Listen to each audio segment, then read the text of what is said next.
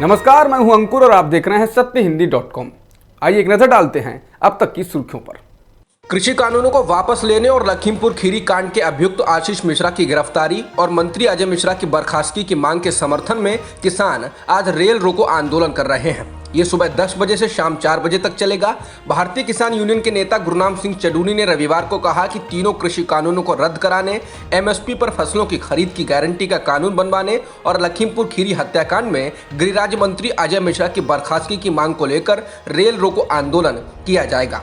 इसको सफल बनाने के लिए सभी जगहों पर किसान आगे आएंगे। उन्होंने पत्रकारों से बात करते हुए सरकार से कहा कि सहनशीलता की भी एक सीमा होती है, हमारे धैर्य की परीक्षा मत लो।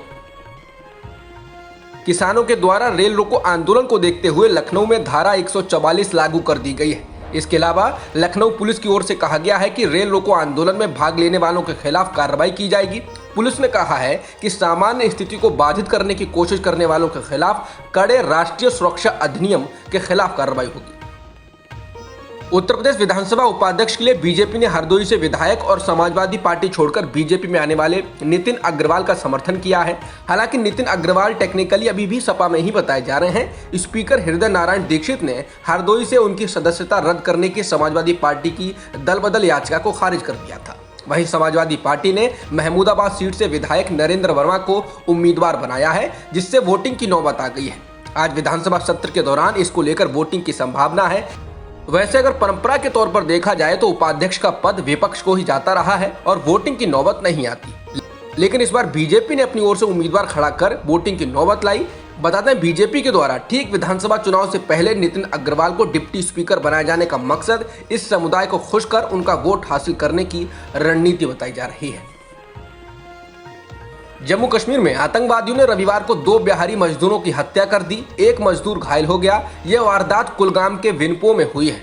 मारे गए बिहारी मजदूरों की पहचान राजा ऋषिदेव और जोगेंद्र ऋषिदेव के रूप में की गई है। वहीं घायल आदमी की पहचान चुनचुन ऋषिदेव के तौर पर हुई है। इससे साफ है कि आतंकवादी सोची समझी रणनीति के तहत आम नागरिकों को चुन चुनकर निशाना बना रहे हैं। कुलगाम की इस वारदात में मारे गए लोगों के साथ ही बीते 2 हफ्तों में जम्मू कश्मीर में मरने वाले आम नागरिकों की संख्या 11 हो गई है।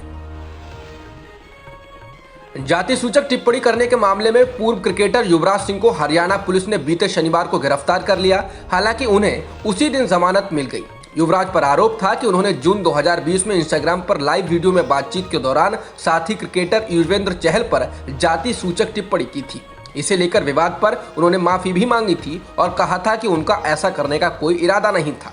युवराज सिंह की इस टिप्पणी का जबरदस्त विरोध हुआ था। सोशल मीडिया पर लोगों ने उनकी खासी लानत मलानत की थी। केरल में भारी बारिश और भूस्खलन यानी जमीन व चट्टाने खिसकने से मरने वालों की संख्या बढ़कर 26 हो गई है। इनमें से कोट्टायम में 13, इडुक्की में 9 और अलप्पुझा जिले में 4 लोगों की मौत हुई है। दर्जन भर से अधिक लोग लापता हैं। मूसलाधार बारिश के कारण राज्य के कई हिस्सों में अचानक बाढ़ आ गई है। जनजीवन अस्त व्यस्त हो गया है। बचाव और राहत कार्य में एनडीआरएफ के अलावा सेना भी जुटी हुई है। बचाव अभियान को तेज करने के लिए मुख्यमंत्री पिनराई विजयन ने उच्च स्तरीय बैठक ली है।